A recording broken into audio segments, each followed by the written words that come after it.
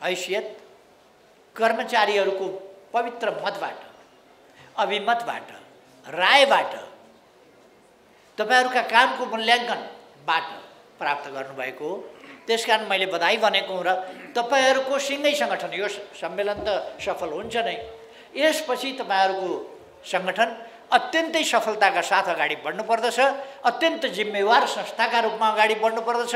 यो अनुशासनहीन संस्था होइन, अराजक संस्था होइन, गैर जिम्मेवार संस्था होइन र कर्मचारी हक हितका नाममा यसले अनुचित खालका क्रियाकलापहरू सञ्चालन गर्दैन। अत्यन्त जिम्मेवार र राज्यको एउटा अभिन्न अङ्ग, राज्यको तर्फबाट जनतालाई सेवा प्रदान गरिनुपर्ने, सेवा प्रदायक र जनताका सबै काम गर्ने, खास गरी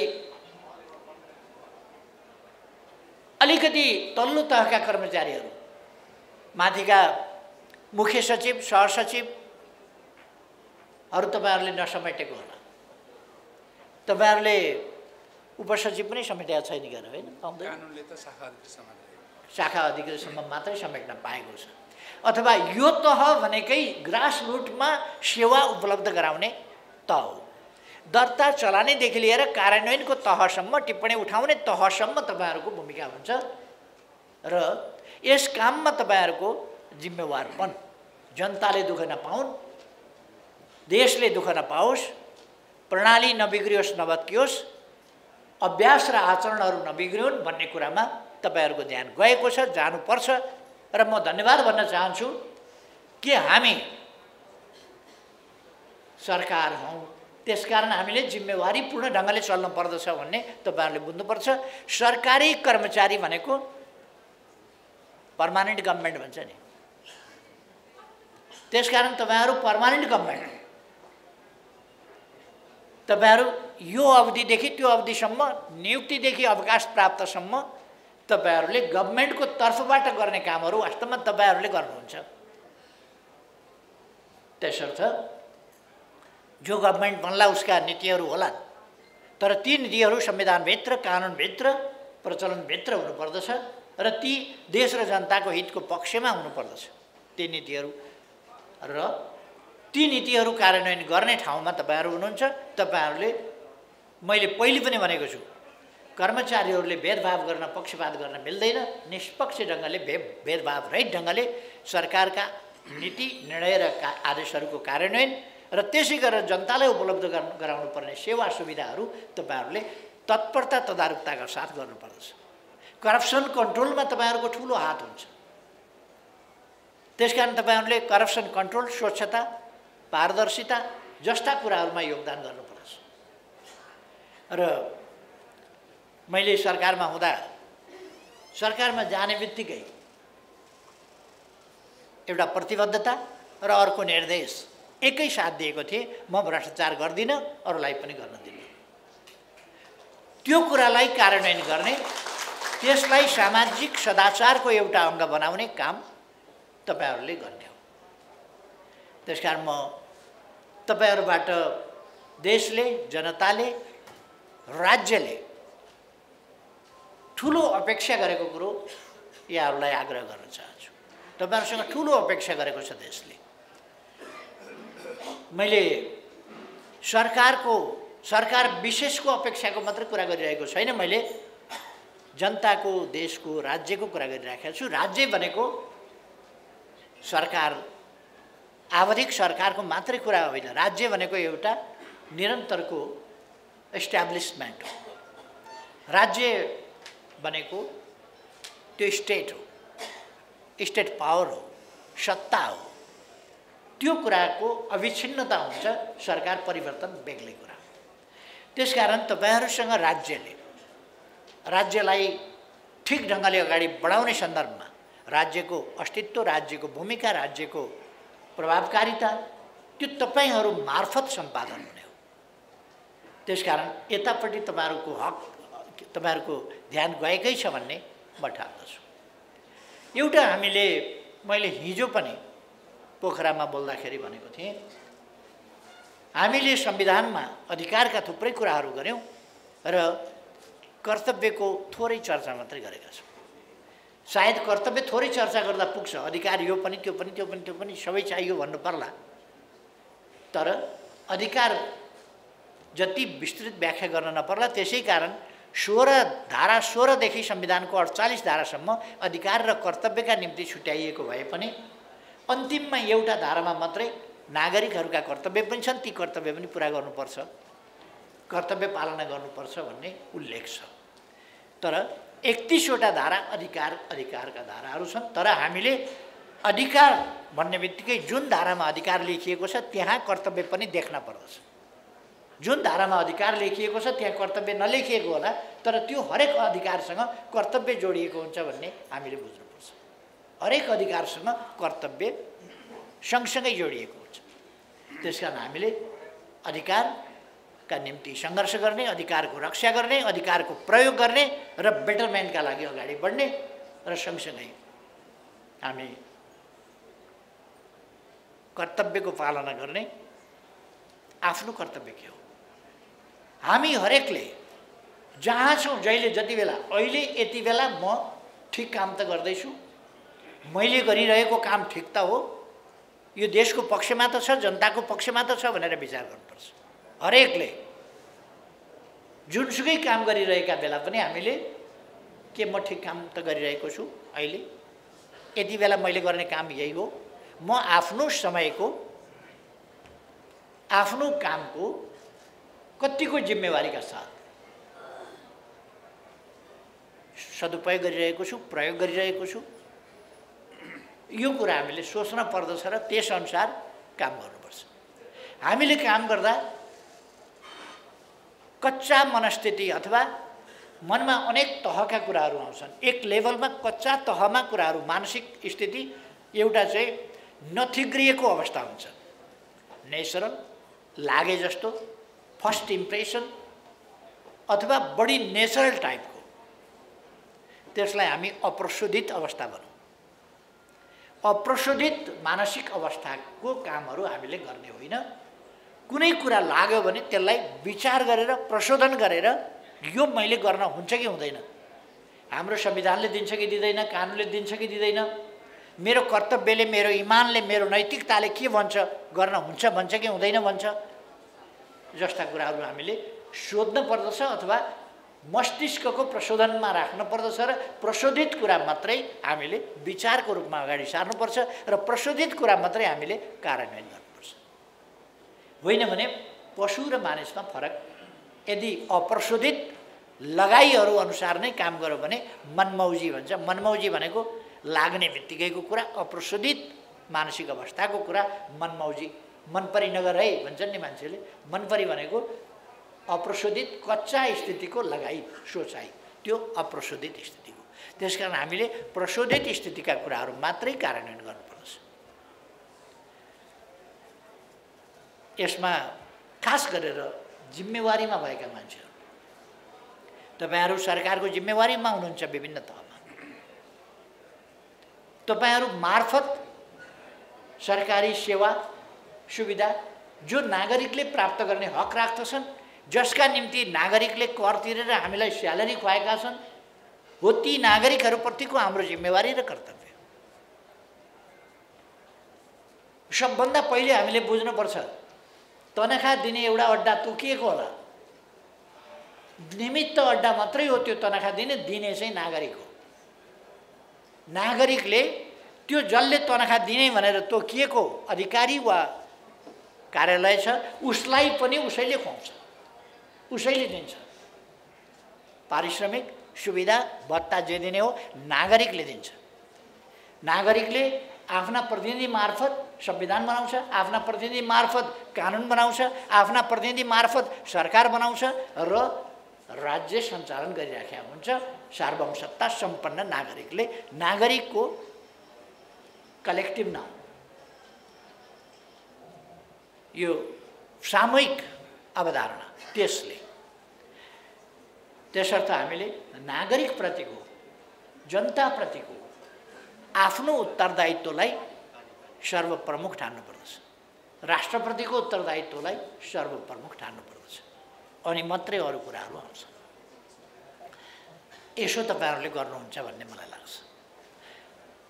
कहिले कहिले सरकार सत्तामा हुन्छ, सत्ताले उन्माद जन्माउन सक्छ। सबभन्दा खराबी के हो कुरा हो भने सत्ताले उन्माद जन्माउँछ। कहिले कहिले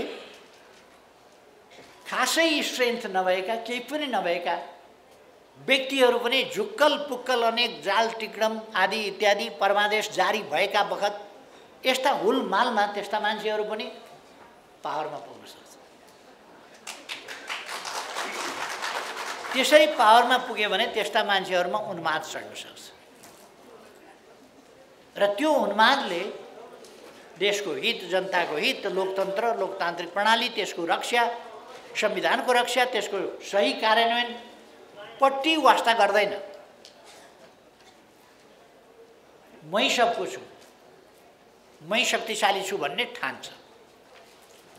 त्यसरी ठानेर उसले अहङ्कार देखाउँछ। कहिले कहिले तपाईहरुले यसो टेलिभिजनमा हेर्दा त्यो अचम्म लाग्दैन? कहिले कहिले मन्त्रीका भाषण देख्दा गर्छ मन्त्री। तपाईहरुलाई अचम्म लाग्दैन? क्या मन्त्री, कहाँबाट आयो यस्तो मन्त्री, कसरी आयो यस्तो मन्त्री? अचम्म लाग्दैन? कस्तो कस्तो मान्छे अखाडामा कुस्ती खेल्न पस्दै छ कि रेस्लिङको रिङमा पस्दै छ कि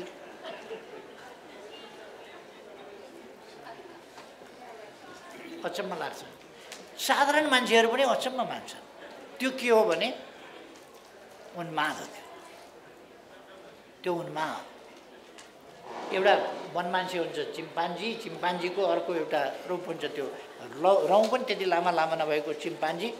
त्यो जब एकदम जवान हुन्छ अनि त्यसमा बलको उन्माद हुन्छ। बलको उन्माद भएपछि त्यसले छाती ड्याम ड्याम ड्याम ड्याम ड्याम ड्याम आफै पिट्छ। उसले चाहिँ कुस्ती खेल्ने जोडी खोजेको अनि अर्को कुस्ती खेल्ने त्यसै गरी छाती पिट्ने भेटायो भने भिड्छन् को बलियो भनेर। कहिले कहिले म हाम्रा माननीय मन्त्रीज्यूहरूलाई त्यस्तै त्यस्तै देख ड्याम ड्याम ड्याम ड्याम छाती पिटेको अचम्म लाग्छ। यस्तो कुराहरू कहिले कहिले हुन्छ। यो वैयक्तिक कुरा हो, आवधिक कुरा हो, क्षणिक कुरा हो, यो शाश्वत कुरा होइन। र यो डेमोक्रेसी फेरि त्यसैलाई हामीले ठान्नु हुँदैन। त्यो डेमोक्रेसी होइन। डेमोक्रेसीमा यस्ता विकृति पनि आउँछन्। तपाईँले धान रोप्दाखेरि सामाहरू पनि पलाउँछ। सामा पलाउँदैन धान रोप्दा? सामा त रोपिया हुँदैन तर पलाउँछ। यस्ता सामाहरू हुन्छ। रुखको हाँगा पलाउनु पर्ने ठाउँमा ऐँजेहरू पनि पलाउँछ। तपाईँले मुन्तला लगाउनु भयो भने मुन्तलाभन्दा गजबसँग सप्रिएर काँडादार भएर निस्किन्छ ऐँजेहरू चाहिँ। यस्ता ऐँजेरूहरू पलाउँछन् कहिले कहिले। यो परमादेशका उहरू नै यस्तो। त्यसकारण तपाईँहरूले यस्तो कुराहरूसँग आत्तिनु हुँदैन। ती कुराहरू अस्थायी हुन्, आवधिक हुन्, वैयक्तिक हुन् र हामीले ल्याएको सङ्घर्ष गरेर बलिदान दिएर ल्याएको प्रणालीका सुपात्र या प्रतिनिधि पात्र ती होइनन्। त्यसकारण हामीले प्रतिनिधि पात्र, सही प्रतिनिधि पात्र ल्याउनुपर्छ। त्यसकै निम्ति हामी चुनाव भन्छौँ। त्यस्ता पात्रहरू चुनावसँग डराउँछन्। चुनाव भनेपछि कहिले अदालत लौन नि, चुनाव गर्यो, चुनाव भयो, प्रतिगमन हुने भयो देशमा, चुनाव भयो भने जनताले भोट हाल्ने हो भने हामी त स्वाहा, प्रतिगमन सुन्नु भएन? आफू स्वाहा हुन्छौँ भनेर प्रतिगमन भन्छन्। चुनावलाई, जनतामा जाने कुरालाई, आवधिक निर्वाचनलाई, लोकतन्त्रको गहना नै त्यही हो। यदि एकपल्ट गरिएको निर्वाचन अमेरिकाको जस्तो जे भए पनि 4 वर्षमा फलानै दिन निर्वाचन भन्ने नेपालमा छैन। निर्वाचनको डेट त के छ? छैन। संविधानको धारा 76 को 1 अनुसार सरकार बन्यो भने त बहुमत आयो कसैको भने त हो। कसैको बहुमत छैन भने जोडजाड गरेर ल्याएको त बिचमा भत्किन सक्छ नि त। त्यस्तो अवस्थामा के गर्ने? हामीले पनि त मिलाई चुनाव लडेका थियौँ। पछि पार्टी एकीकरण गरेर बहुमत पुर्याएका थियौँ। एकीकरण गरेर जोडजाम गरेर बहुमत पुर्याएको न हो। एउटा टेकोले नअड्ने भएपछि अर्को टेको पनि लगाएको थियो खोजेर, त्यो टेको बाँच्यो। कमजोर टेको परेछ, स्वार्थी टेको परेछ, यताबाट पड्याक्क भाँचिएर उछिटिएर उतापट्टि कुद्ने टेको परेछ, त्यो आफ्नो ठाउँमा छ।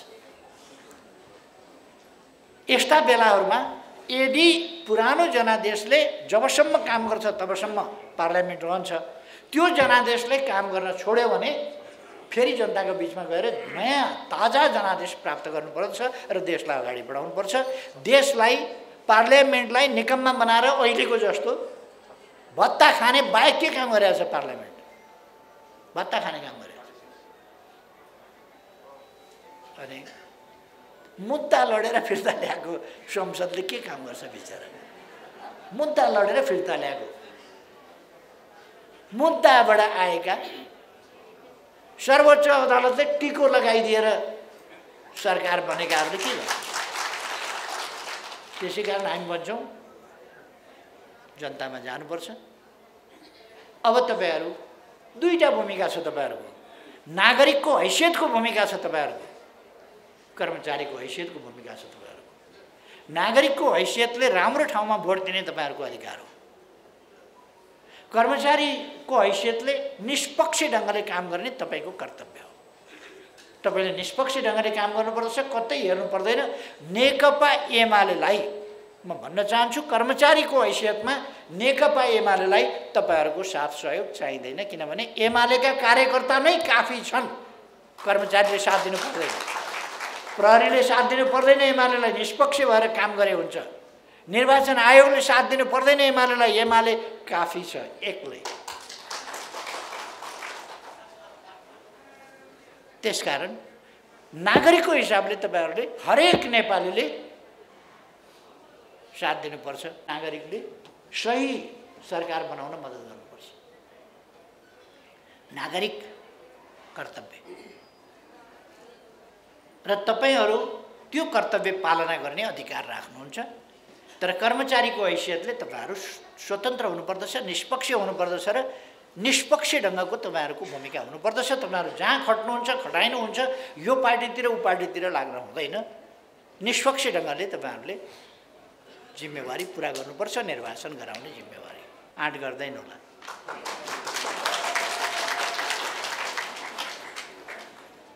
नेपाली कांग्रेसले म प्रधानमन्त्री हुँदा एउटा कर्मचारी भेला गर्यो र सरकारलाई असहयोग गर भनेर नेपाली कांग्रेसका नेताहरूले सरकारलाई असहयोग गर्न आह्वान गरे कर्मचारीका बीचमा। त्यो भन्दा अलोकतान्त्रिक सोच के हुन्छ? कर्मचारीलाई सरकारलाई असहयोग गर भनेपछि सरकार चल्छ कसरी, सरकार हुन्छ कसरी? कस्तो खालको सोच हो? सिस्टम विरोधी सोच हो, लोकतन्त्र विरोधी सोच हो। तानाशाहीको अर्को रूप हो त्यो, जुन नेपाली कांग्रेसका नेताहरूको मुखबाट त्यो रेकर्ड अहिलेसम्म पनि छ। अहिले पनि खोज्दाखेरि त्यो प्रशस्त पाइन्छ। नेपाली कांग्रेसका नेताहरूले, म आश्चर्यचकित पनि भएँ, दुखित पनि भएँ। यसकारण दुखित कि लोकतन्त्रका लागि, लोकतन्त्र बचाउनु पर्ने, लोकतन्त्रलाई सही ढङ्गले कार्यान्वयन गर्दै अगाडि बढ्नुपर्ने ठाउँमा एउटा जिम्मेवार बनिएका लोकतान्त्रिक आन्दोलनमा इतिहास भएको पार्टीका नेताहरूको सोच कस्तो छ, चिन्तन कस्तो छ, व्यवहार कस्तो छ, आकांक्षा कस्तो छ भने आफू होइन अर्को पार्टी सरकारमा भएको हुनाले कर्मचारीहरूले असहयोग गर, कर्मचारीले सहयोग नगर भन्ने। कर्मचारीले सरकारलाई सहयोग नगर्न मिल्छ? तपाईहरुमध्ये तपाईहरुलाई लाग्छ एमाले ठिक पार्टी हो, नागरिकको हिसाबले तपाईलाई लाग्न सक्छ एमाले ठिक पार्टी हो, साथ दिनुपर्छ। कर्मचारीको हिसाबले तपाईले सरकारको काम गर्नै पर्छ, सरकारलाई सहयोग गर्नुस्, सरकारलाई गलत गर्नबाट जोगाउनुस्, सही बाटोमा स्वच्छताको बाटोमा लान मद्दत गर्नुस्, सरकारको तर्फबाट जनतालाई दिइने डेलिभरी ठिक समयमा बिना विलम्ब दिनुस् ताकि जनतालाई दुःख नहोस्। सरकारमा अहिले को छ भन्ने कुरा होइन, तपाईहरु कर्मचारी हो, कर्मचारीले म सरकारलाई असहयोग गर्छु, सरकारलाई सहयोग गर्दिन भन्न मिल्दैन। तपाईहरुका आफ्ना मागहरू हुनु, आफ्ना मागका निम्ति सङ्घर्ष गर्नु, ती मागका निम्ति दबाब दिनु आफ्नो ठाउँमा होला, तर तपाईहरुले सरकारलाई असहयोग गर्न मिल्दैन, किनभने तपाईहरु गभर्नमेन्ट एम्प्लोइ हो। गभर्नमेन्ट एम्प्लोइ आज हामी गभर्नमेन्ट एम्प्लोइज अर्गनाइजेसनको 11th नेसनल कन्फरेन्स गर्दैछौँ। त्यसकारण यो गभर्नमेन्ट एम्प्लोइजहरूको अर्गनाइजेसन हो भन्ने कुरा बुझ्नुपर्छ र गभर्नमेन्टलाई सहयोग गर्नु कर्तव्य हो भन्ने कुरा थाहा पाउनुपर्छ। त्यसमा असहयोगको कुनै कुरा हुन सक्दैन। त्यसकारण नेपाली कांग्रेसका नेताहरूले सुनुन्, आज म अपोजिसन लिडरको हैसियतले भन्दैछु, तपाईँ कर्मचारी साथीहरूलाई भन्दैछु, तपाईहरुले गभर्नमेन्टलाई असहयोग गर्न मिल्दैन। गभर्नमेन्टलाई सहयोग गर्नुस्। तपाईहरुको तर्फबाट गभर्नमेन्टलाई असहयोग गर्ने होइन, तपाईहरुले साथ दिने, सहयोग गर्ने। यो गभर्नमेन्ट ठिक छ कि छैन तपाईहरुले धेरै छुट्याउने होइन। यो गभर्नमेन्ट ठिक त हामी लगाइहाल्छौँ नि, यो केही होइन। यो मुलाको पनि अलिकति सानोतिनो भए पनि जरा हुन्छ। यसको त जरा न फरा 5 जनाले नियुक्त गरेको सरकार, जरा न फराको सरकार केही पनि छैन। टपक्क टिपिदिने हो भने बालुवामा लगेर राखेको नकली मुला यसो एकछिन बालुवामा राखे जस्तो हो। यो फुत्त तान्दाखेरि जरोसरो केही पनि छैन, हल्लाउनु पनि पर्दैन, पुग्लुकै आउँछ। हामी खालि यसलाई तान्ने दिन खोजिराखेका छौँ, भाग्न खोजिराखेका छन्। भागेर कहाँ जान्छ? कहाँ जान्छ? चुनाव त गर्नै पर्छ। हामी आज अपोजिसनमा छौँ, आज अपोजिसनमा छौँ। मलाई हतार भइराखेको छ। त्यहाँ हजारौँ मान्छे आज प्रवेश गर्दैछन्, हजारौँ मान्छे। तपाईहरुलाई कुनै दिन महानगरका मेयर, उपमेयर, वडा अध्यक्षहरू सहित एमाले प्रवेशका खबरहरू आइरहन्छन्। नगरका मेयर, उपमेयर सहित, वडा अध्यक्षहरू सहित यति हजार मान्छे एमाले प्रवेश भन्ने खबर आइरहन्छन्। पालिका अध्यक्ष, उपाध्यक्ष समेत का यति मान्छे एमाले प्रवेश भन्ने आइरहन्छन्। हामी अपोजिसनमा छौँ। अपोजिसनले के दिन्छ? जागिर दिन्छ। अपोजिसनले पोलिटिकल एपोइन्टमेन्ट दिन्छ। अपोजिसनले एम्बेसडर बनाउँछ, जीएम बनाउँछ। अपोजिसनले केही गर्छ, अपोजिसनले केही गर्दैन। तर देश बनाउने त यही पार्टी हो नि, देर सबेर यो एमएलए। त्यसकारण हामी त्यो दिनको प्रतीक्षामा छौँ। यो जरा नभएको बालुवामा यसो लगेर अदालतले बालुवा खोस्रिएर यसो राखिदिएको, यसलाई उखेल्ने, फेरि उखेल्न त हामीले विधिपूर्वकै उखेल्नु पर्यो नि। त्यसकारण जनताको अभिमतबाट हामी यसलाई उखेलेर मिल्काइदिन्छौँ सरकारबाट। आदर्श कोतवाल भन्ने पालिकामा त्यहाँका प्रमुख, उपप्रमुख, वडा अध्यक्षहरू सहित प्रवेश गराउन म जाँदैछु। र मैले भनिसकेको छु, वीरगञ्ज महानगरपालिकाका मेयर, उपमेयर लगायतका अरू थुप्रै जनप्रतिनिधिहरू पनि एमाले प्रवेश गर्दै हुनुहुन्छ। कुन दिन हो अलिकति तय भइसकेको छैन, डिक्लेयर छ। आज पनि हुनसक्छ, भोलि पनि हुनसक्छ, पर्सि पनि हुनसक्छ, एकछिन पछि पनि हुनसक्छ, 2-4 दिन पछि पनि हुनसक्छ।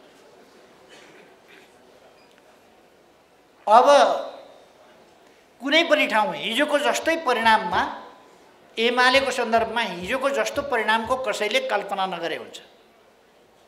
एमालेले स्विप आउट गर्दैछ। केजरीवालले यसपल्ट पन्जाबमा उधम गरिदिए नि।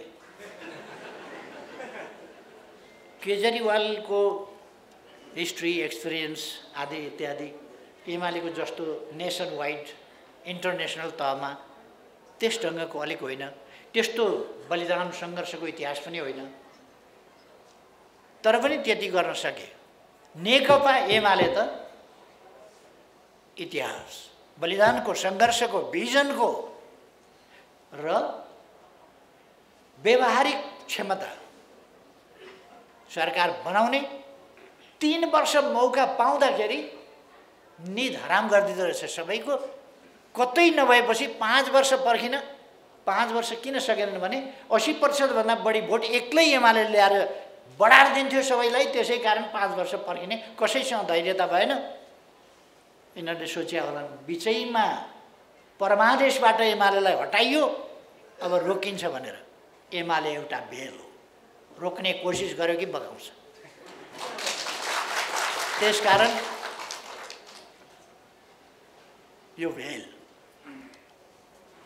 अगाडि आउँदैछ निर्वाचनको माध्यमबाट। तपाईहरुले केही गर्नु पर्दैन, निष्पक्ष ढङ्गले आफ्नो भूमिका खेल्नुस्। निर्वाचनमा मत हाल्ने तपाईको खुसी हो। एउटा पोलिटिकल पार्टीको हैसियतले गभर्नमेन्ट इम्प्लोइसँग मैले भन्ने कुरा हो। अहिले भन्दा 2600 वर्ष अगाडि प्लेटोले मानिस भनेको एउटा राजनीतिक प्राणी हो व्याख्या गरेका थिए। त्यसकारण त्यो व्याख्या अहिले पनि बदर हुने कुरा भएन, झन् सदर भएको छ। मानिस एउटा राजनीतिक प्राणी हो र पोलिटिक्सबाट मानिसलाई अलग गर्न सकिँदैन। तर त्यो पोलिटिक्स हामीले काँचो पोलिटिक्स गर्ने होइन। आफ्नो कुन ठाउँमा कति बेला के कर्तव्य हो, बाबुको हैसियतमा छोराछोरीप्रतिको उत्तरदायित्व, छोराछोरीको हैसियतमा आमा बाबुप्रतिको उत्तरदायित्व, नाति नातिनीको हैसियतमा हजुरबा हजुरआमाप्रतिको उत्तरदायित्व, श्रीमान वा श्रीमतीको हकमा आफ्नो स्पाउससँगको कर्तव्यको कुरा, त्यो भूमिकाको कुरा, पार्टीको विचार मन पराएर पार्टीलाई साथ दिने नागरिक कर्तव्यको कुरा, गभर्नमेन्ट इम्प्लोइको हिसाबले गभर्नमेन्टका काम निष्पक्ष ढङ्गले कुशलता र सफलतापूर्वक सम्पन्न गर्ने कर्मचारी दायित्व, स्वच्छताका साथ आर्थिक स्वच्छता र विदाउट एनी टिल्टेसन। अनि गभर्नमेन्टको तर्फबाट डेलिभरी त्यसै गरी हामीले दिनुपर्छ। हामीसँग समय साँच्चै रहेन, धेरै नै ढिला भइसक्यो। हामी मान्छे प्रवेश गराउन, अब तपाईहरुलाई त प्रवेश गराउन मिलेन, कर्मचारी हुनुहुन्छ, त्यसकारण तपाईहरुलाई प्रवेश गराउन मिलेन। अब यहाँ धेरै समय खर्च गरेर के फाइदा होइन। अरू ठाउँमा जहाँ प्रवेश गराउनु पर्ने छ त्यो ठाउँमा चाहिँ जाउँ भन्ने मेरो आग्रह छ। Do you understand a little bit Nepali? या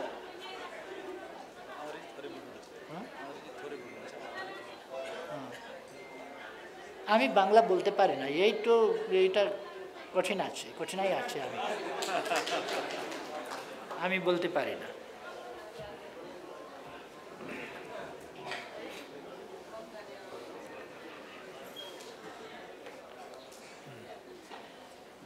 अब मैले धेरै समय लिने भन्दा पनि म तपाईहरुको यो अधिवेशन अत्यन्तै सफलताका साथ अगाडि बढोस् भन्ने चाहन्छु र शुभकामना छ। तपाईहरुले अप्ठ्यारो पर्ने बित्तिकै तपाईहरुका हक अधिकारमाथि भनेको कर्मचारीका हक अधिकारमाथि, संगठित हुन पाउने हक अधिकारमाथि, ट्रेड युनियन अधिकारमाथि, तपाईहरुका सुविधा सहुलियतका स्वाभाविक सहज र औचित्यपूर्ण मागहरुमाथि कुनै हमला भयो भने त्यति बेला नेकपा एमालेलाई सम्झिनु होला। नेकपा एमाले लोकतन्त्रको रक्षाका निम्ति, लोकतान्त्रिक हक अधिकारका रक्षाका निम्ति र ट्रेड युनियन अधिकार पनि लोकतन्त्रका अधिकारभित्र पर्दछ। बीचमा निकै धेरै प्रयासहरू भए, ट्रेड युनियन हक खोज्ने प्रयासहरू भए। यस्ता प्रयासहरू जुनसुकै रङका वर्ग ओढेका भए पनि प्रतिक्रियावादीहरूले मात्रै गर्छन् भन्ने तपाईहरुलाई थाहै छ। तिनीहरू रियाक्सनरीहरू जसले ट्रेड युनियन अधिकार खोज्न खोज्छ। तपाईहरुको कन्ट्रिब्युसन र तपाईहरुको कन्ट्रिब्युसनबाट प्राप्त भएको उपलब्धि, यी कुराहरूलाई प्रशंसा गर्दै ती उपलब्धिको हिस्सा पनि तपाईहरुको हकको कुरा हो। त्यो कुरा पनि राख्दै त्यस हकमाथि कसैले कुनै पनि प्रकारले धावा बोल्न खोज्यो भने नेकपा एमाले तपाईहरुको साथमा छ, तपाईहरुको साथमा रहनेछ, उभिन्छ। मुख दर्शक भएर मात्रै होइन, प्रभावकारी ढङ्गले उभिन्छ। यो कुरा 47 साल पुसमा भएको सहमति, चैत्रदेखि जे गर्ने भनिएको थियो त्यो सहमति चैत्रबाट बदर गरेर नमानेर निर्वाचनमा झन् साह्रो बदमासी गरेर निर्वाचनभन्दा पछि ट्रेड युनियन खोज्ने कांग्रेसको चालबाजीलाई हामीले त्यसबेला असफल पारेका थियौं र ट्रेड युनियन अधिकार तपाईहरुलाई उपलब्ध गराउन एमालेले अग्रपंक्तिमा रहेर भूमिका खेलेको थियो। त्यो कुरा एकपल्ट दोहोर्याउन चाहन्छु, तपाईहरुलाई स्मरण होला भन्ने मलाई लाग्छ। अब म धेरै समय नलिउँ, मलाई यहाँ आमन्त्रण गर्नुभयो, खुसी लाग्यो। अलिक राष्ट्रिय राजनीतिको सन्दर्भमा अलिक केही सुन्ने तपाईहरुको इच्छा हुँदो हो, तर त्यस सम्बन्धमा मैले अहिले भन्न भ्याइन। मैले भन्न मिल्छ, तपाईहरुका अगाडि पनि एमालेको राजनीति दुनियाका अगाडि, विश्वका अगाडि भन्न मिल्छ र सरकारका अगाडि, कर्मचारीका अगाडि, शिक्षकका अगाडि, किसानहरुका अगाडि, मजदुरहरुका अगाडि, बुद्धिजीवीहरुका अगाडि, सबैका अगाडि भन्न मिल्छ। त्यसकारण नेकपा एमालेका तर्फबाट हामी पोलिटिक्स बताउन, हाम्रो दृष्टिकोण बताउन, यथार्थ बताउन कुनै बाँकी राख्ने थिएनौं, तर अहिले चाहिँ म लाग्नुपर्छ।